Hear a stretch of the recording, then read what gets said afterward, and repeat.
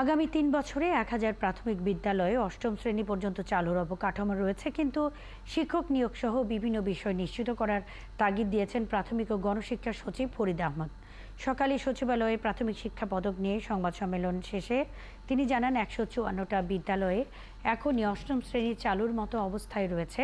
শিক্ষার্থী কম থাকা বিদ্যালয়গুলোকে একীভূত করার বিষয়ে সচিব জানান, ১৫০টি বিদ্যালয়ে শিক্ষার্থী সংখ্যা ১০ থেকে ৫০ জনের মধ্যে আছে, তাই সব বিদ্যালয়কে পার্শ্ববর্তী বিদ্যালয়ের সাথে একীভূত করা হবে না।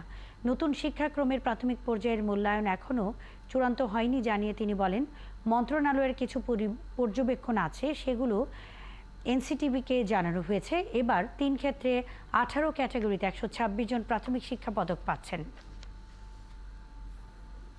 প্রাথমিক শিক্ষাকে অষ্টম শ্রেণী পর্যন্ত উন্নীত করা এবং শতভাগ অবৈতনিক করা। আমরা হিসাব করে দেখেছি যে আমাদের ৬৫,৫৬৬টা প্রাথমিক বিদ্যালয়ের মধ্যে আমরা যদি ৫,০০০-এর কাছাকাছি স্কুলে যদি আমরা অষ্টম শ্রেণী পর্যন্ত চালু করতে পারি, এবং এটা করতে হলে আমাদের 3টা বড় চ্যালেঞ্জ আছে।